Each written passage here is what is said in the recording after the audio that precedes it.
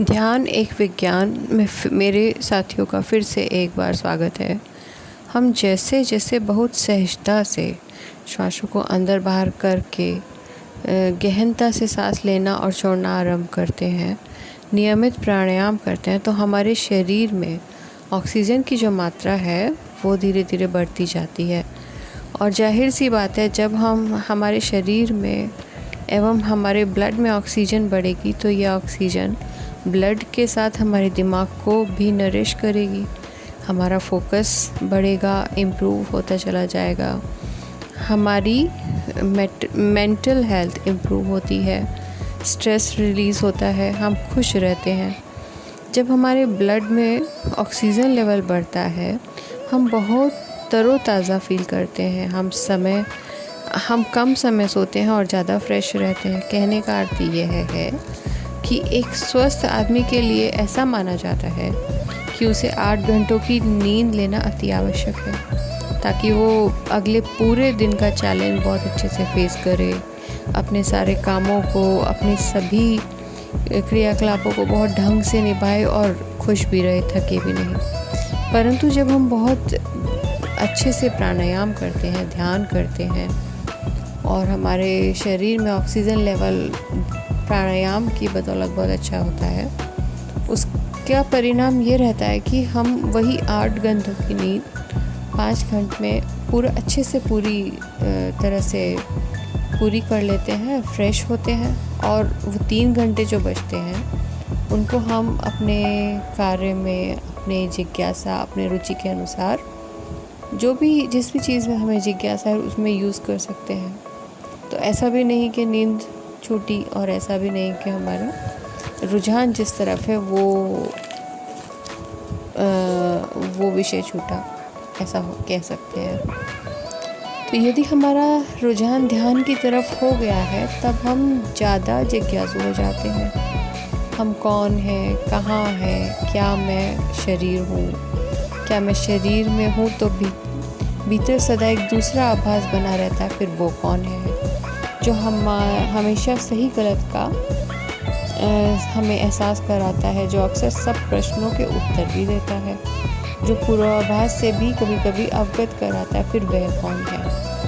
और जो सदैव मुझको सब कुछ करते हुए देखता भी रहता है, जो हर बात, हर घटना का साक्षी है, फिर वह कौन है। ये सब कौतूहल आरंभ हो जाते हैं जब हमारा ध्यान की तरफ रुझान बढ़ता है। जब हम ध्यान करना चाहते हैं तो जिज्ञासा पहले आरंभ होती है, और ये सभी प्रश्न हमारे मन में निरंतर धीरे धीरे उठने लगते हैं। फिर हम हमेशा ऐसा जानना, ये सब विषय में, इन सब प्रश्नों के उत्तरों को जानने में हमारी रुचि बढ़ जाती है। दोस्तों, हमेशा हम यही सोचते हैं कि मैं एक शहर में हूँ, एक घर में हूँ, एक ज़मीन के टुकड़े पर हूँ, लेकिन कभी ऐसे नहीं सोचते हम लोग कि वो घर, वो ज़मीन का टुकड़ा, वो शहर कहाँ है। ऐसी सोच कभी नहीं आती, जो कि आनी स्वाभाविक है। यही तो सत्यता है, यही ध्यान हमें बतलाता है, यही हमें दिखलाता है कि सत्य क्या है। सत्य यही है कि ऊपर आकाश है, नीला चमकता आकाश है, तो उसका कोई ओर छोर नहीं, वो हमारी पहुंच से दूर है। हम जब पहुंचना चाहते हैं उस तक, तो वो उतना ही दूर होता चला जाता है। कभी जीवन में कभी ना कभी हर कोई एक खुले, बहुत ही विशाल मैदान में खड़ा होता है, या कभी समुद्र के किनारे जाना होता है, या पहाड़ों पर। तो दूर दूर तक जहाँ आकाश और पृथ्वी मिल रहे होते हैं, एक बॉर्डर, बहुत खूबसूरत बॉर्डर, एक आउटलाइनिंग बनी होती है।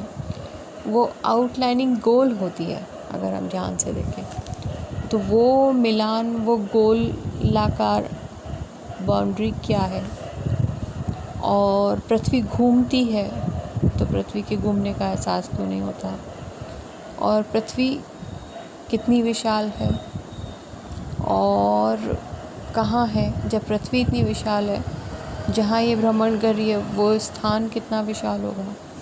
पृथ्वी से भी बड़े बड़े प्लैनेट्स, पृथ्वी से भी बड़े बड़े स्टार्स हैं, तो वो इतने बड़े बड़े हैं, अति विशाल, तो फिर ब्रह्मांड कितना विशाल होगा। ये सब कौतूहल, ये सब जिज्ञासा जब हम ध्यान करने लगते हैं, नियमित ध्यान करने लगते हैं, जब हमारा रुझान ध्यान में बढ़ जाता है, हमारा मन ध्यान में रमने लगता है, तब ये सब प्रश्न स्वाभाविक तौर से हमारे मन में उठने लगते हैं और हम इन प्रश्नों के उत्तरों को ढूंढना आरंभ कर देते हैं। इन प्रश्नों की तरफ देखना, उत्तरों की तरफ देखना हम आरंभ कर देते हैं जिज्ञासा से, कि हमें जानना होता है। सहज प्रश्न उठते हैं, सहज उत्तर हमें जानने होते हैं और सहज उत्तर हमें मिलने लगते हैं। ध्यान एक विज्ञान, यही है ध्यान एक विज्ञान।